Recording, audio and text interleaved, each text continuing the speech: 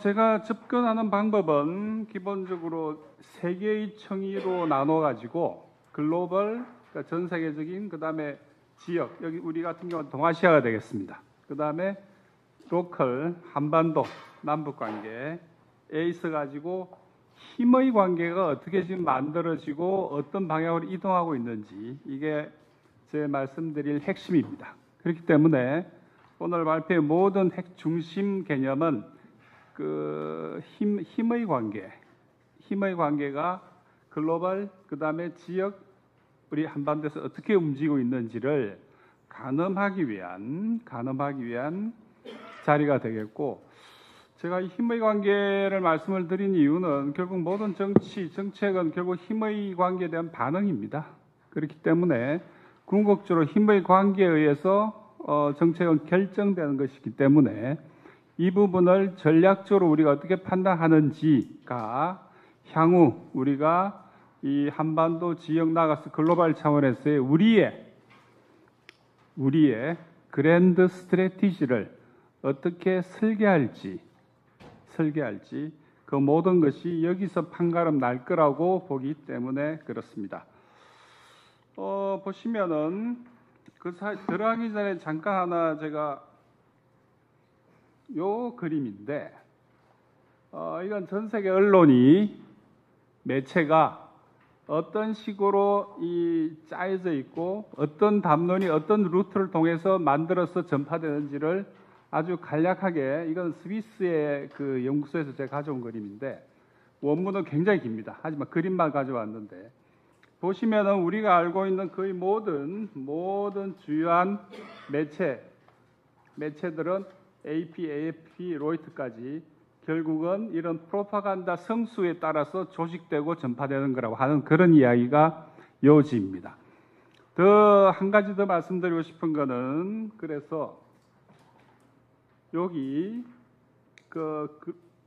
글로벌 인지 전쟁입니다. 코그니티브 워페어라고 하면은 우리가 흔히 육해, 공군, 우주, 그다음에 심리까지 흔히 그 5개 전쟁을 이야기하는데, 실제로 현대 전쟁은 여섯 번째 전장인 인지 전장까지 확장되어 있습니다. 그렇기 때문에 지금 언론에서 아까 매체를 통해서 나오는 건 일종의 미국의 관점이나 혹은 서유럽의 관점에서 본다면 글로벌 인지 전쟁의 적용이라고 볼 수 있고, 우리는 그런 의미에서 본다면은 글로벌 인지 전쟁의 타겟인 동시에 포로들입니다.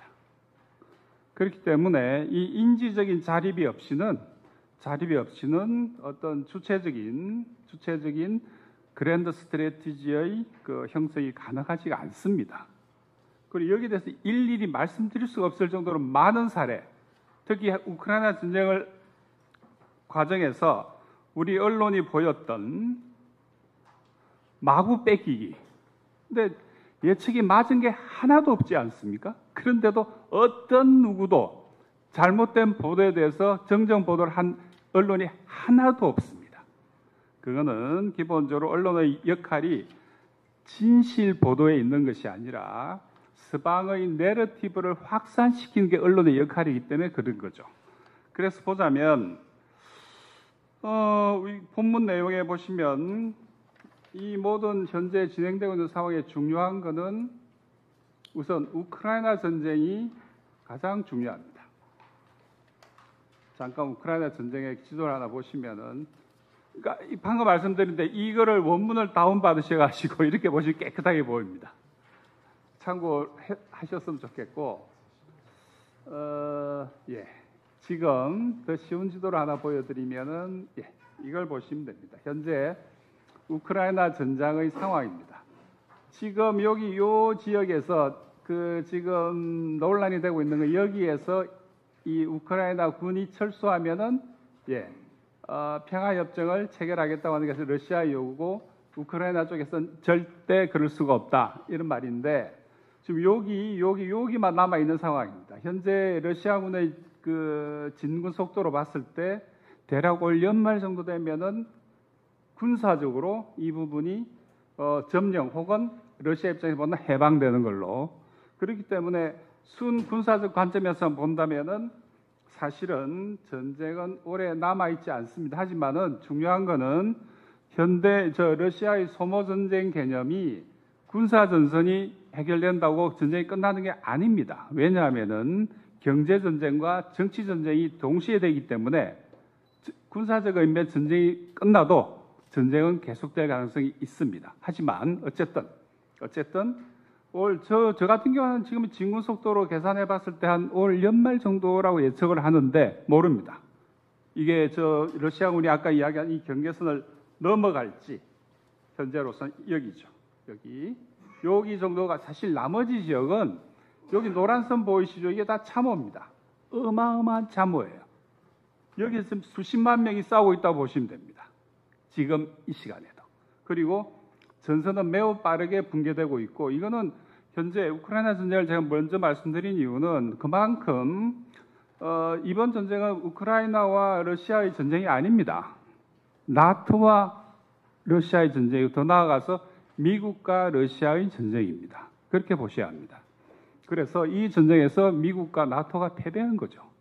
패배는 확정적입니다. 그렇지만 결코 인정할 수가 없습니다. 정치적으로.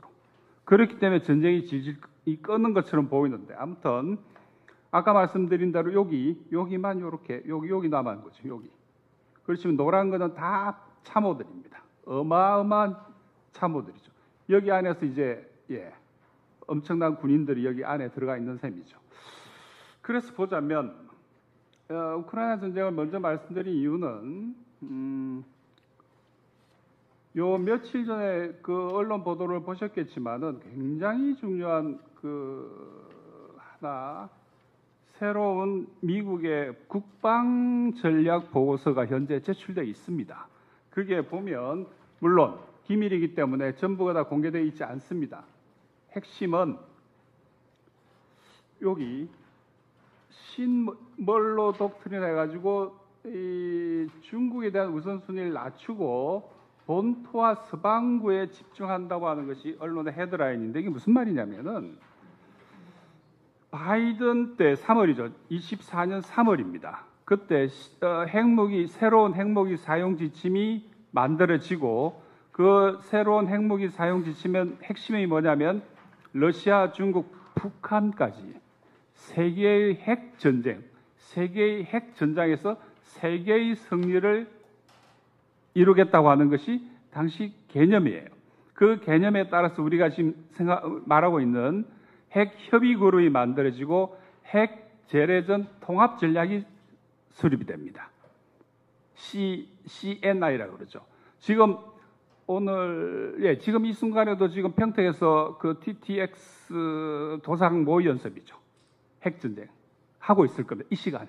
요게 끝나면 작년에 그렇게 했던 것처럼 TTX라고 또 워싱턴에 가서 정부 차원에서 핵전쟁 연습을 할 겁니다. 그게 원래 기원이 24년 3월 새로운 핵무기 사용 지침에 따라서 만들어진 전략 개념이 적용돼서 지금 이 시간에 우리가 이 자리에 있는 이 시간에 평택에서는 핵전쟁 연습을 하고 있는 거죠. CNI. 그런데 결론부터 좀 말씀드릴게요. 뒤에 한참 뒤에 전 이야기 나오는데 바이든 때 만들어진 이 핵무기 사용 지침과 그 CNI, 그 다음에 핵협의 그룹 등등등 이전 정부에서 만들어진 윤석열 정권에서 만들어진 이 개념이 하나의 정정도 없이 그대로 적용돼서 우리 새 정부의 국정과제 지침 오늘인가 어젠가요? 국무회의에서 의결이 됐죠? 123가지 그 국정과제 고스란히 그 안에 들어가 있습니다. 이렇게 보시면 되죠. 한편에서는 분명히 우리가 아까 우리 인사말 하신 것처럼 내란 세력 척결을 위해서 시민혁명을 이뤄냈어요. 정권교체를 이뤄냈어요. 평화적으로. 그런데 윤석열 정부 때 했던 핵 사용 지침 바이든의 그 전쟁 개념에 따라서 만들어진 전략 개념이 고스란히 그거 토시 하나 바뀌지 않고 그게 동맹 현대화입니다. 미래형 포괄적 전략 동맹 똑같은 말이죠. 미국이 요구했던 그 전략 개념이 고스란히 차이가 있죠. 차이가 없는 건 아니에요. 뭐냐면은 대신 통일부 쪽에서의 국정과제는 뭐냐면 평화공존의 제도화입니다. 이거는 윤석열 정부하고는 확연히 다른 거죠. 정리하면 한편에서는 윤석열 정부가 만든 개념을 그대로 토시 하나 안 바꾸고 가져오되 다른 한편에서는 또 평화공존의 제도화를 갖고 온 거죠. 그게 지금 우리 새 정부의 외교 안보 통일 국방 전략입니다. 그렇게 정리하시면은 그게 또 제가 오늘 말씀드리고자 하는 요지에 해당되기도 합니다. 그런데 이것이 이 두 가지가 그렇다면 과연 조화롭게 하모나이즈 할 수 있냐 하는 게 이 새 정부의 그 성공 여부를 외교 국방 안보 통일 분야에 있어 가지고 가늠한 가장 중요한 핵심 중에 핵심이 될 거라는 거죠. 그래서 여러분들이 뒤에 제가 쭉 여기 그 국정과제 부분을 쭉 길게 그 표로 인용을 했는데 그 부분을 보시면 그 내용입니다. 그래서 이게 이 두 개가 예를 들어 조화를 이룰 수 있으면 성공하는 거고 그렇지 않으면은 매우 힘들어집니다. 그래서 지금 우리 오늘 이 발표 우리 이 세미나 제목이 전쟁과 평화인데 하나는 전쟁이고 하나는 평화인 거죠. 이 두 개가 동시에 같은 시간 같은 공간 안에 동시에 존재할 수 있는지 이게 핵심입니다. 그리고 이 문제 때문에 제가 쭉 지금까지 힘의 관계에 대해서 쭉 살펴보고 힘의 관계를 구성하는 여러 가지 요인들에 대해서 지금 이 발표문을 통해서 언급을 드릴 거고 동시에 그중에 출발선에 있는 것이 우크라이나 전쟁입니다. 그리고 우크라이나 전쟁에서 나토가 미국이 패배했습니다. 이 패배는 돌이킬 수 없습니다. 예. 그리고 이 패배는 정치적으로 인정이 안 되는 거죠. 특히 이 과정에서 전후초로의 문제를 놓고 미국과 유럽의 나토가 오게지는 거죠. 그리고 유럽은 아까 우리 사회자께서 말씀하신 것처럼 회복 불가능한 추락의 길로 가고 있습니다. 그 과정에서 함께 그러니까 미국은 나오고 남아있는 유럽은 계속 몰락할 겁니다. 그리고 그러다 동시에 흔히 봉신국이라고 그러죠. 왜냐하면 국제관계가 재봉건화되고 있거든요. 한편에서는 다극화 질서를 통해 가지고 한편에서는 이른바 국제관계의 민주화를 이야기하고 미국과 러시아와 중국의 정상회담 나오는 모든 그 성명서를 자세히 보시면 국제관계의 민주화가 항상 등장합니다. 그게 뭐냐? 그건 일단 나중에 말씀드리기로 하고 한편에서는 국제관계의 민주화, 다른 한편에서는 국제관계의 봉건화, 재봉건화를 이야기할 수가 있는 거죠. 그래서 그 재봉건화 진영에 들어가 있는 것이 EU, 일본, 한국입니다. 그래서 이걸 이제 새롭게 봉신국이라 부르죠. 봉신국. 그 연장에서 이번에 협상이라 할 수도 없죠. 사인한 적이 없기 때문에. 그걸 이렇게 인식을 하시면 큰 틀에서는 이런 흐름이구나. 이렇게 이해를 하시면 될 거라고 봅니다. 그래서 조금 더 이제 좀 빨리 속도를 내자면 그 글로벌 차원에서의 힘의 관계를 이루는 건 역시 중요한 것은 경제가 되겠죠. 그래서 지경학이라고 부르는데 지경학의 문제에서 가장 중요한 건 달러 문제입니다. 달러가 언제까지 이런 패권적 지위를 유지할 수 있을 건지 간단히 말씀드리고도 역시 요약을 해서 말씀을 드리자면 이런 이야기입니다. 지금 달러의 기축통화 아닙니까? 기축통화 지위를 유지하기 위해서는 그 달러를 사용하는 국가에다가 달러를 공급을 해야 됩니다. 그걸 과거에 대학교 입시 문제 수능 시험에 나오고 그랬는데 그리핀의 딜레마라 부릅니다. 다시 말해서 달러의 기축통화 지위를 유지하기 위해서는 그 무역 수지 적자는 불가피합니다. 이 두 개는 같이 갈 수가 없는 거예요. 무역 적지 흑자와 수지 흑자와 달러 기축통화 같이 못 갑니다. 이건 경제의 법칙입니다. 그런데 지금 트럼프가 하는 거는 기축통화도 먹고 이 무역 수지 적자로 인한 또 경상수지 적자 36조 7조를 해결하겠다는 거죠. 동시에 가능하지 않은 두 가지를 동시에 해결하고자 하는 것이 트럼프의 경제학인 거죠. 그거는 가능하지 않습니다. 그렇기 때문에 뭘 하나 내놔야 되는데 내놓을 생각이 없고 대신 글로벌 헤게모니, 글로벌 패권을 추구한 대신에 이번에 그 국방 전략에서 언급한 본토 플러스 서반구, 우리한테 서반구 개념이 굉장히 낯설어요. 굉장히 낯선 개념입니다. 하지만 미국사를 보면 멀로 독트린, 19세기 멀로 독트린의 연장에서 보면 이 서반구 개념은 아주 간단합니다. 뭐냐면은 유럽의 침략으로부터 서반구, 즉 남북 아메리칸 우리의 나와바리이기 때문에 유럽이 손대지 말라는 이야기였어요, 처음에. 하지만 그 개념을 도널드가 새롭게 해석을 하는 거죠. 그래서 본토 플러스 이 서반구는 우리가 계속 먹겠다 하는 이야기라고 이해하시면 되는데, 물론 이 새롭게 나온 그 국방전략 보고서가 과연 완벽히 100% 채택이 될지 아직 모릅니다. 하지만 매우 비상한 관심을 가지고 이걸 지켜보셔야 합니다. 왜냐하면 이 개념대로라면 지금까지 설계했던 바이든 때 설계되었던 그 세계의 핵전쟁 개념, 특히 대만 유사 개념, 대만 컨틴전시 개념을 후순위로 돌린다는 이야기거든요. 얼핏 보면 이게 과연 가능할까? 이 대만 유사 개념을 선순위, 후순위에 놓는가, 어떻게 놓는가에 따라서 우리의 외교, 안보, 국방 전략은 달라집니다. 그렇기 때문에 극도로 중요한 문제죠. 매우 중요합니다. 그래서 아직은 한 달 정도 좀 더 기다려 봐야 되는데 최종 보고서 나와 있습니다. 만약 이대로 된다면 글쎄요. 약간의 숨쉴 구멍은 넓어지는 셈이죠. 하지만 바이든 때 설계했던 그 개념을 계속 그대로 가져간다면 한반도는 더욱더 힘들어집니다. 이건 의문의 여지가 없습니다. 그래서 요 그림을 보시면 이제 아주 재미나게 풍자를 해놓은 그림인데, 이건 베네수엘라 그림인데, 서반구 개념을 적용하면 지금 현재 미군이 배치돼 있죠.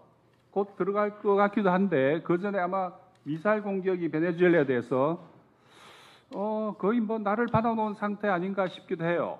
곧 전쟁이 날 거로 전 봅니다. 여기서 베네수엘라 아시겠지만 베네수엘라 세계 최대 규모의 석유 매장국입니다. 아무튼 이건 좀 번외로 하고,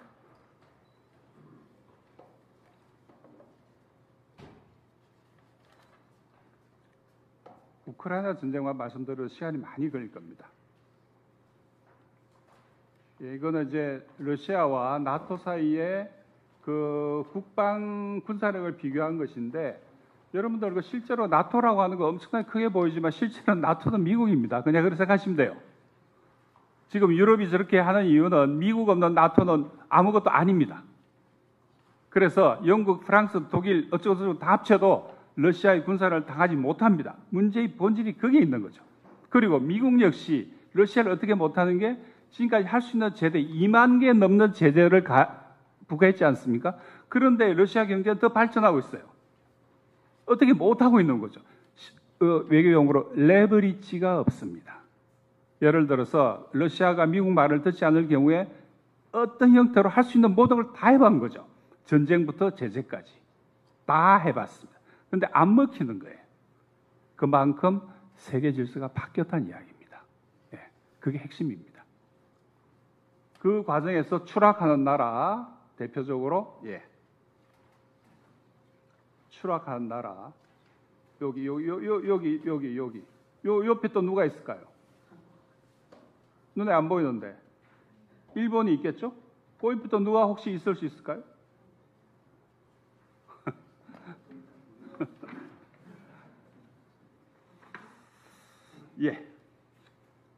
조금 넘어가겠습니다. 이 그림은 우리가 지금 군사훈련하고 있으면 유럽도 하고 있습니다. 그렇게 생각하시면 돼요. 똑같습니다. 한국에서 군사훈련이 강화되면, 미군 합동군사훈련이 강화되면 유럽도 하고 있습니다. 유럽도 지금 하고 있습니다. 이렇게 생각하시면 돼요. 이거는 나토의 침공 예상 루트입니다. 러시아 침공, 이건 또 러시아의 미사일 사정거리를 표시한 거고,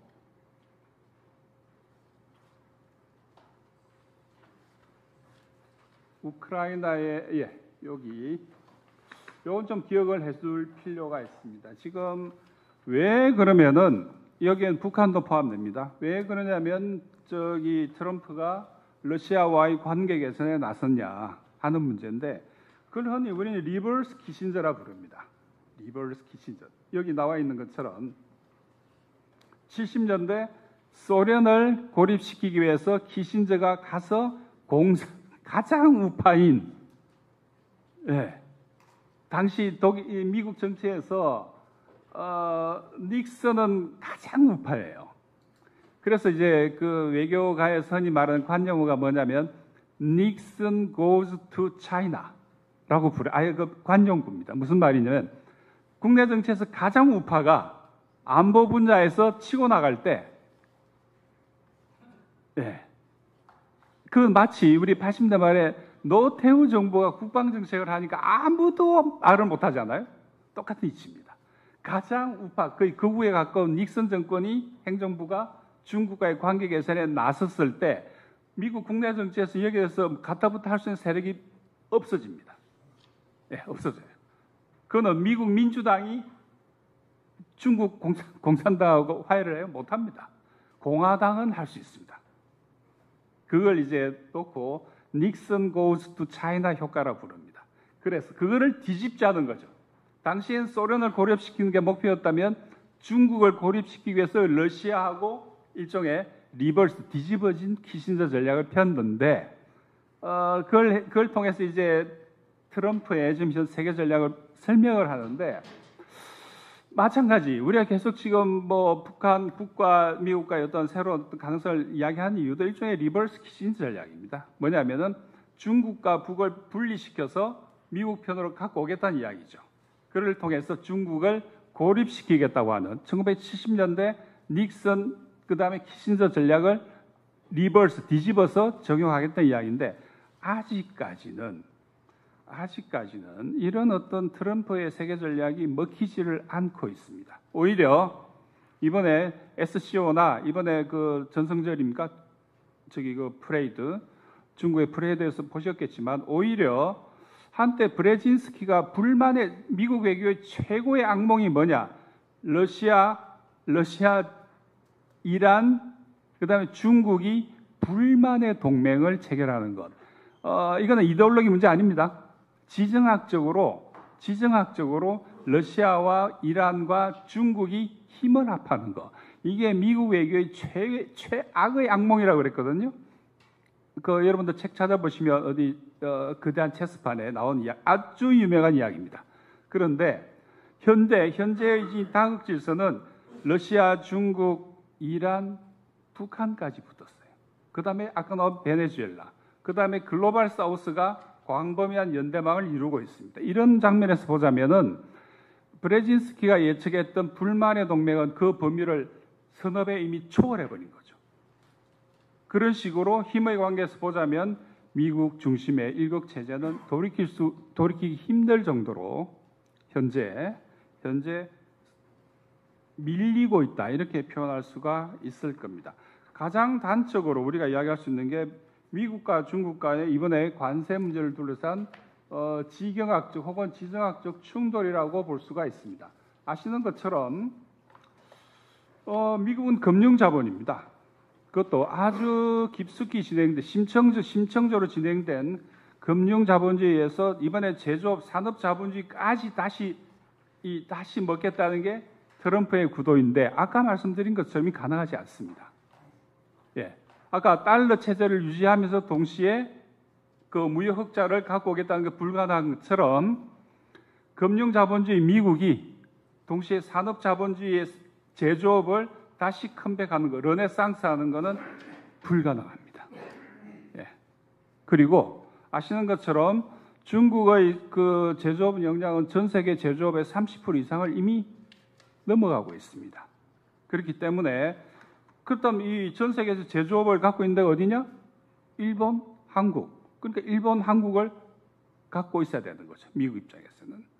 그래서 이런 지정학적 구도에서 본다면은 현재 GDP를 측정하는 여러 가지 경제학적인 방법이 있습니다.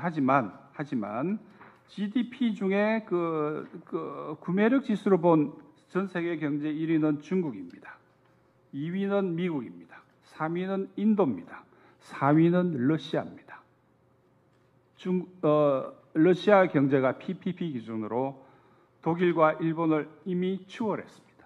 한국은 저 밑에 16위쯤 가 있습니다. 그리고 앞으로 더 밀릴 겁니다. 현재 이 다른 조건이 불변이라면 그런 조건 속에서 현재 인도조차 이 새로운 불만의 동맹에 가담하는 이런 모양이 현재 놀라운 거죠. 이번에 인도가 물론 그렇습니다. 인도가 또 계속 그래 갈 건지 모릅니다.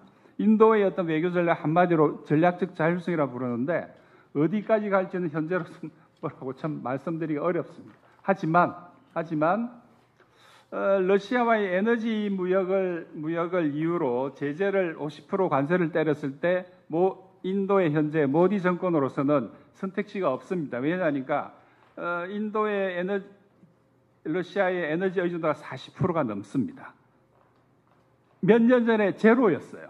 거의 1% 미만, 1% 정도에서 40%를 넘어갑니다. 이 말은 만일 러시아와의 에너지 무역을 중단하면 모디 정권은 무너집니다. 잡고 있어야 돼요. 그리고 그걸 통해서 간접 무역을 통해서 왜냐하니까 러시아로부터 수입된 에너지를 유럽에 다시 팔잖아요. 그러면서 엄청난 이익을 남기고 있는 게 인도인데 이걸 중단하게 되면 정권 유지가 어렵습니다. 그렇기 때문에 현재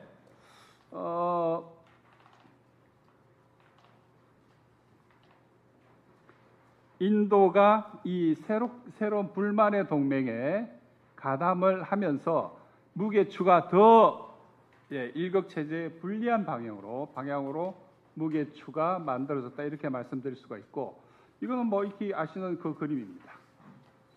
저도 좀 상당히 놀랐습니다. 특히 이 장면은 굉장히 놀라운 장면입니다. 그래서 인도가 현재 전략적 자율성을 이유로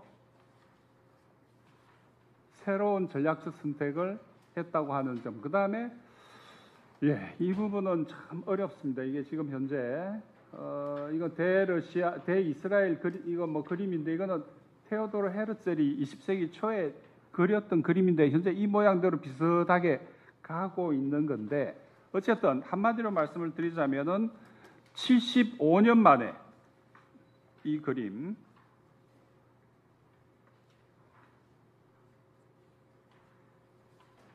이것만 가지고도 한참을 말씀을 드려야 되는데 아무튼 요 그림 요 한 장의 사진이 현재 서아시아 중동이라고 그래요. 중동이라면 틀린 말입니다. 서아시아에서의 힘의 관계를 단적으로 보여준 하나의 정말 놀라운 그림입니다. 저 아래쪽에 이쪽이 이스라엘의 의회입니다. 크네세트라고 그러죠. 여기 날아가는 것이 이란의 미사일입니다. 75년 만에 서아시아에서 이스라엘 본토의 또 핵심 군사기지의 외부로부터의 미사일 공격이 성공하는 그 장면입니다. 하지만 아시겠지만은 현재 정세가 그래 간단하지는 않습니다. 앞으로 이 확정되지 아니한 힘의 관계가 서아시아에서의 더 많은 희생을 요구할 거로 저는 봅니다. 상황은 간단치가 않지만 하지만 그럼에도 불구하고 70년, 60년, 50년 전에 이스라엘이 혼자서 독판치던 그런 상황은 이제 끝났습니다. 하지만 당장 어디가 더 우세하다든지 뭐라고 판단하기는 쉽지는 않습니다. 그리고 이란 역시 러시아의 강력한 여러 가지 군사 기술적인 지원을 받고 있지만 반면에 이란은 깊숙이 들여다보면은 친서방 세력이 현재 만만치가 않습니다. 그렇기 때문에 북한과의 군사 동맹과 러시아가 북러 군사 동맹하고 이란 러시아 군사 동맹을 비교해 보면 매우 다릅니다. 아주 다릅니다. 그 이유는 이란 내부에 있는 친서방 세력 입장에서 우리가 러시아와의 군사 동맹을 체결할 경우에 서방과의 관계가 멀어지기 때문에 러시아의 군사 지원, 특히 미사일 방어막을 거부했어요. 그러니까 박살나는 거죠. 네. 그리고 실제로 12일 전쟁 동안 이스라엘도 엄청난 피해를 입었습니다. 놀라울 정도로. 하지만 결국은 피해를 더 많이 입은 건 이란이었죠. 그래서 현재 지금 미국이 과연 이스라엘의 이란의 핵시설을 실질적으로 폭격을 할 수 있을지는 다른 문제지만은 어쨌든 이란을 통한 사실 지금 이스라엘 이란 전쟁은 미국 이란 전쟁입니다. 핵심은 이스라엘의 전쟁 비용을 미국이 대잖아요. 가자 전쟁도 미국이 돈을 내는 겁니다. 미국이 무기 대고 돈 대고 대신 인력은 이스라엘 군이죠. 우크라이나하고 이 구도가 비슷합니다. 그 마치 우리 동아시아에서 한국군이 대신 가서 싸우라는 거 아니에요. 아까 말한 그 바이든의 군사 전략 CNI 개념에 따르면 그렇기 때문에 서아시아에서의 이거 힘의 새로운 관계, 그 다음에 이런 부분 인도 해서 그 다음에 마지막으로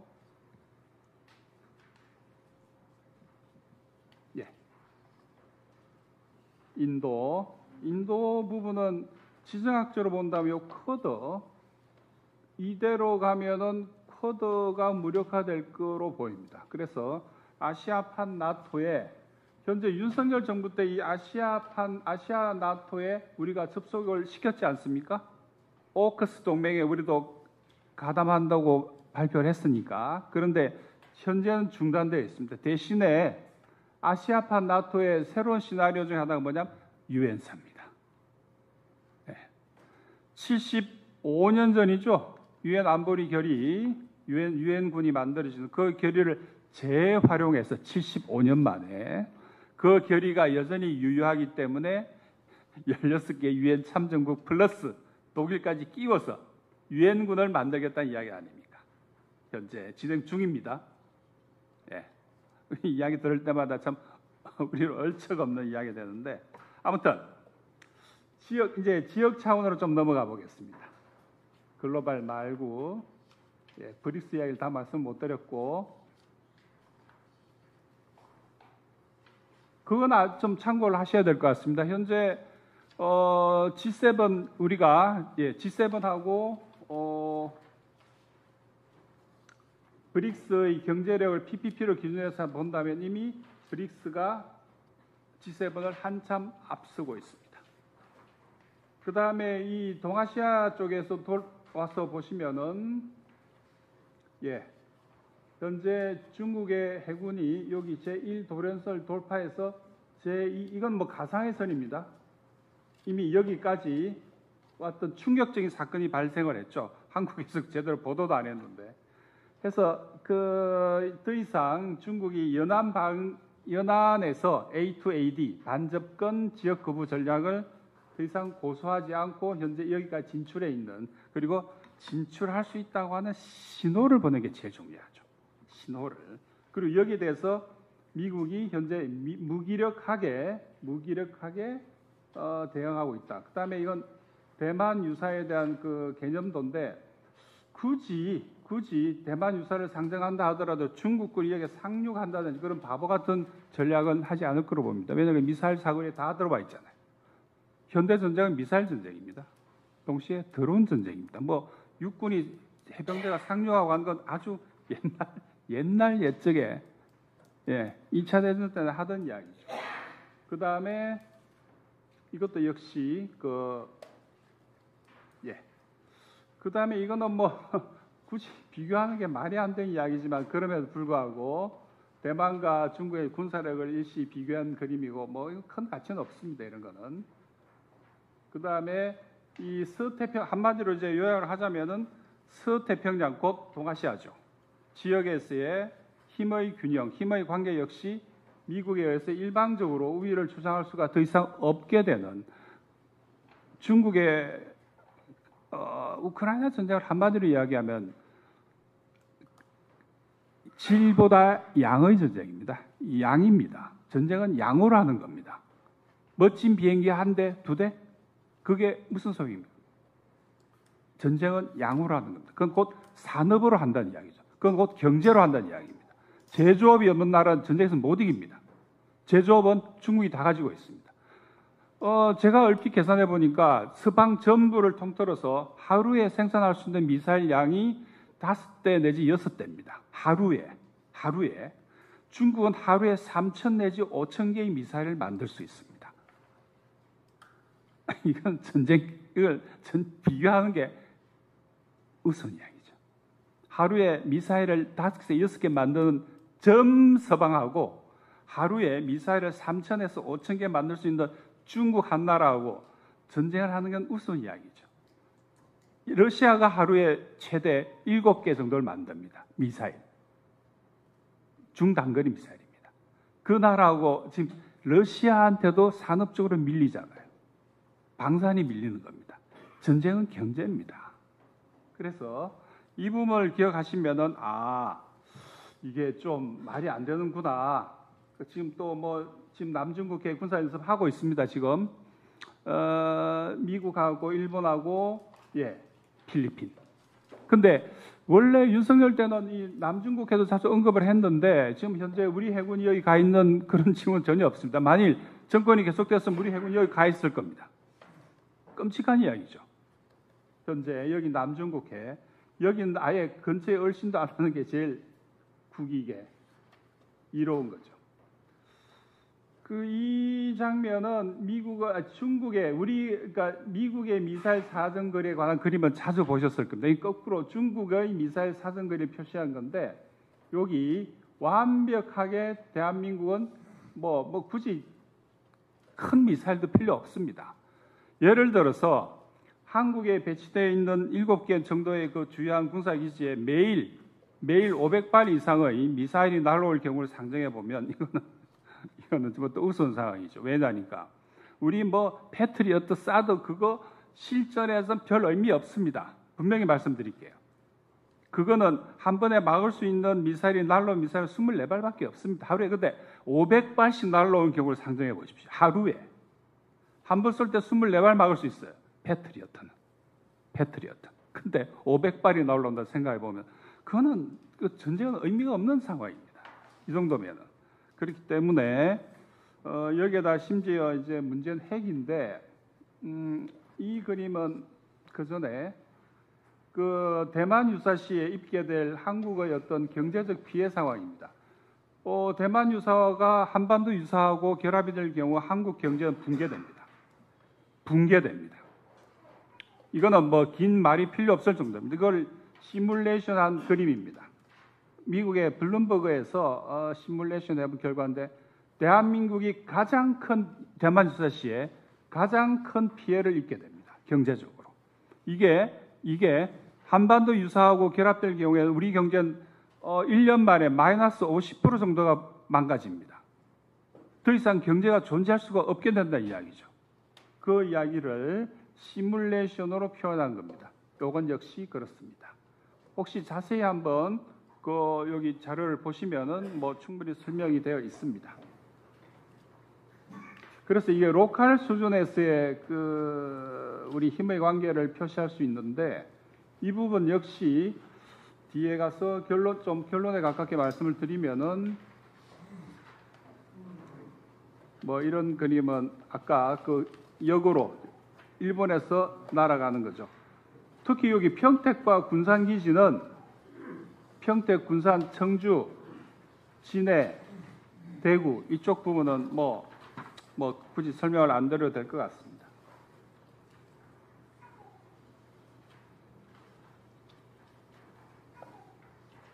지금 이거는 한미일 대 북중러 간의 어떤 여러 가지 상황을 상정한 그 중에 일본의 7개 후방기지, 이 후방기지가 유엔사가 왜 필요하냐면은 이 후방기지 때문에 그렇습니다. 첫 번째는 한국군에 대한 전시작전 통제권입니다. 왜? 법적으로 우리나라 전시작전 통제권은 유엔사가 가지고 있습니다.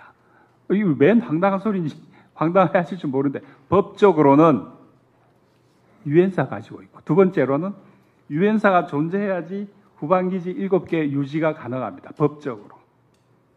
그렇기 때문에 이 부분이 굉장히 중요하고, 특히 대중국 견제에서 유엔사 문제가 계속 대두되는 게 바로 여기 7개 후방기지, 그 때문에 그런 거죠. 그 다음에 이건 한국의 미사일 전력을 표시한 건데, 한국의 미사일 전력도 역시 결코 만만한 수준이 아닙니다. 한마디로 이제 마지막으로 요약을 해보자면,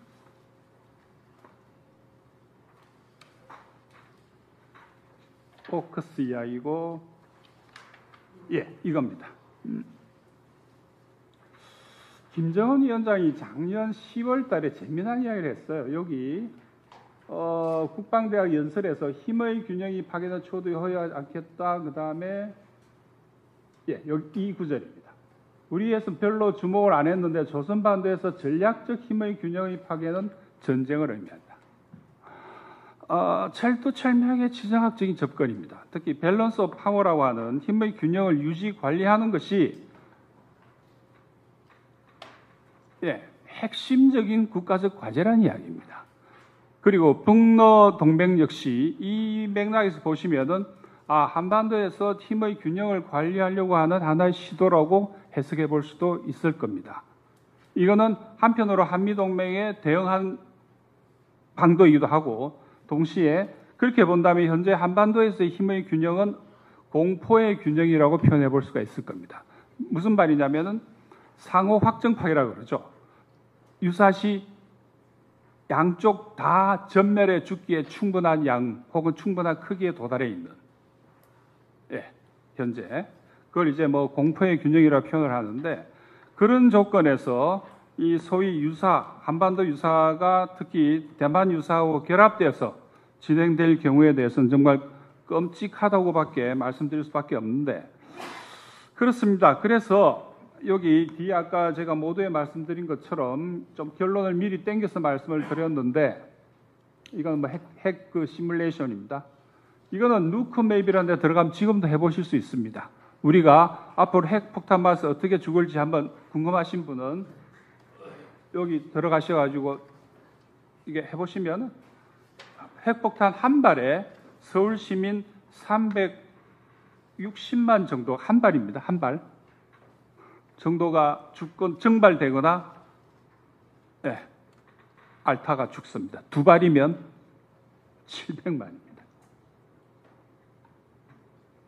그리고 이거는 뭐 유엔사 이야기인데, 을지 훈련은 이거는 대북용 아닙니다. 을지 프리덤 훈련은 그건 미리 말씀을 드릴 수 있을 것 같고, 아까 제가 우리 지금 현재 새 정부의 딜레마에 대해서 말씀을 드렸는데,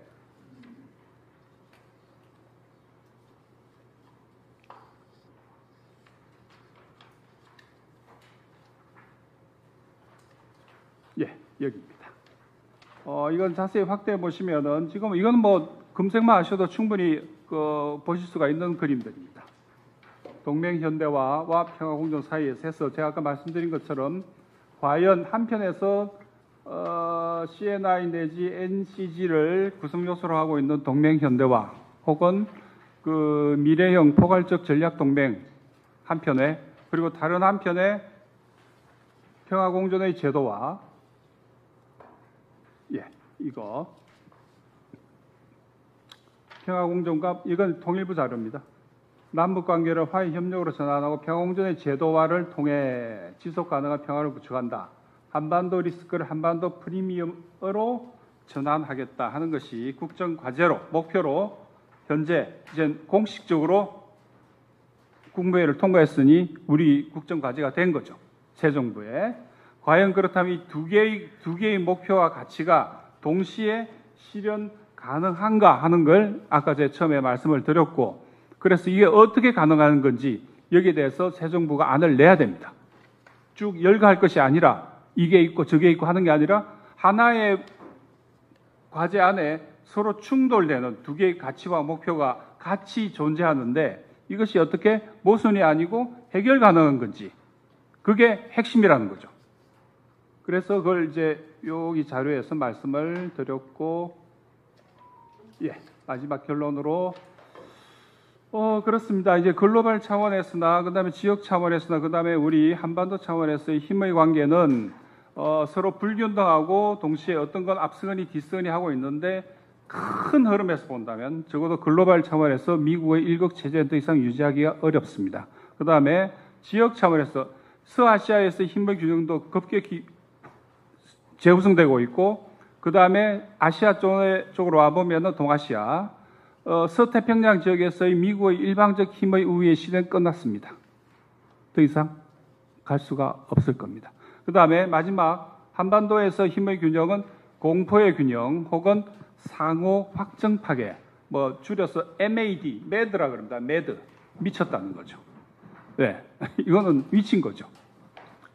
서로 다 죽을지 뻔히 아는 상황에서 어떤 유사를 상정한다고 하는 것은 그거는 미치지 않고는 있을 수가 없습니다. 그래서 현재 우리 시민사회 내지 아까 우리 주권자를 말씀을 하셨는데 할 수 있는 가장 중요한 일은 이 새 정부가 제시한 이 과제가 서로 과연 조화가 이룰 수 있는지 혹은 아니라면 평화공존으로 방향을 틀 수 있게끔 같이 힘을 합하는 것 그것이 우리 시민사회의 가장 중요한 향후의 과제 중 하나다 이렇게 말씀을 드리고 싶습니다. 시간이 조금 지났는데 일단 저는 여기까지 말씀드리겠습니다. 감사합니다.